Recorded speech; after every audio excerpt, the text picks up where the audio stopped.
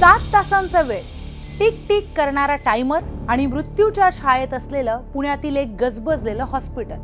पुण्याच्या हडपसरमध्ये काल रात्री जे घडलं त्याने केवळ पुणेच नाही तर अख्खा महाराष्ट्र हादरून गेलाय. ज्या ठिकाणी रुग्ण जीव वाचवायला येतात त्याच हॉस्पिटलच्या वॉशरूममध्ये चक्क जिवंत बॉम्ब प्लांट करण्यात आलेला.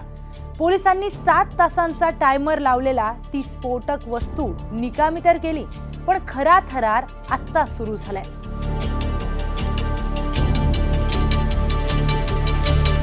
एका दुचाकी स्वाराचं सीसीटीव्ही फुटेज पोलिसांच्या हाती लागलंय, ज्याची रात्रभर कसून चौकशीही करण्यात आली आहे. त्या चौकशीमध्ये नेमकं काय निष्पन्न झालं, कुणी रचलं होतं हे मृत्यूचं जाळं आणि हॉस्पिटल प्रशासनाला नक्की कुणावर संशय आहे, या खळबळजनक प्रकरणाचा सविस्तर आणि सखोल आढावा या व्हिडिओतून घेणार आहोत. नमस्कार, मी प्रियांका. आपण पाहताय न्यूज 18 मराठी.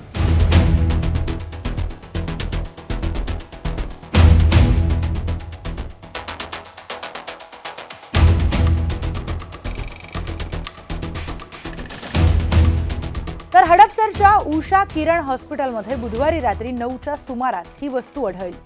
विशेष म्हणजे याला जोडलेला डिजिटल टायमर 7 तासांवर सेट करण्यात आलेला. म्हणजे जर वेळेवर हा प्रकार उघड झाला नसता तर पहाटेच्या सुमारास मोठा अनर्थ घडला असता.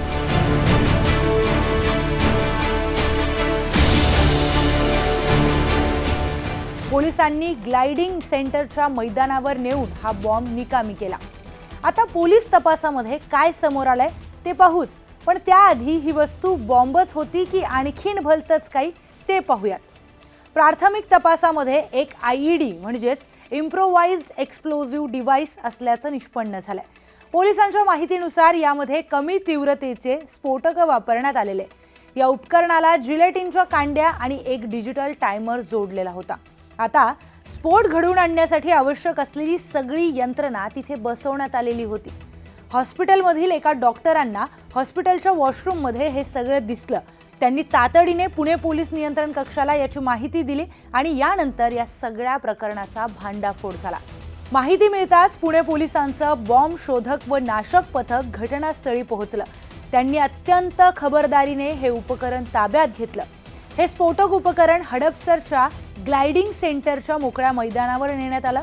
तिथे रात्री उशिरा एक सुरक्षित अंतर ठेवून नियंत्रितपणे स्फोट घडवून आणला आणि हे उपकरण निकामी करण्यात आलं. आता ही झाली बॉम्ब बद्दलची माहिती, पण बॉम्ब नेमका कुणी प्लांट केलेला याबाबत पोलीस तपासातून काय समोर आलंय तेही पाहूयात. घटनेनंतर पोलिसांनी तात्काळ हॉस्पिटलच्या आतील आणि बाहेरील जवळपास 100 पेक्षा अधिक सीसीटीव्ही तपासले. संशयास्पद हालचाली करणाऱ्या व्यक्तींचा शोध घेतला गेला. हॉस्पिटलमधील कर्मचारी आणि तिथे येऊन गेलेल्या रुग्णांच्या नातेवाईकांची यादी तपासली जाते.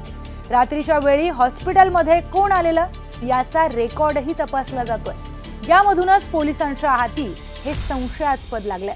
या सीसीटीव्ही मध्ये दिसणाऱ्या व्यक्तीवर पोलिसांना संशय होता, पण आता पोलीस तपासामध्ये या तरुणाचा घटनेशी काहीही संबंध नसल्याचं समोर आलंय. संबंधित व्यक्ती ही MR होती. ती आपल्या कामानिमित्त हॉस्पिटलमध्ये आल्याचं समोर आलंय.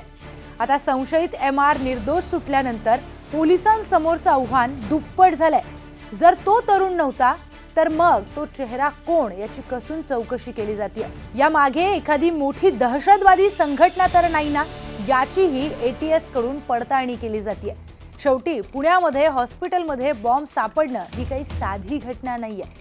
ज्याने कुणी हे केलंय त्याचा हेतू केवळ दहशत पसरवणं होता की मोठी जीवितहानी करणं हे देखील आरोपी पकडल्यानंतरच स्पष्ट होणार आहे.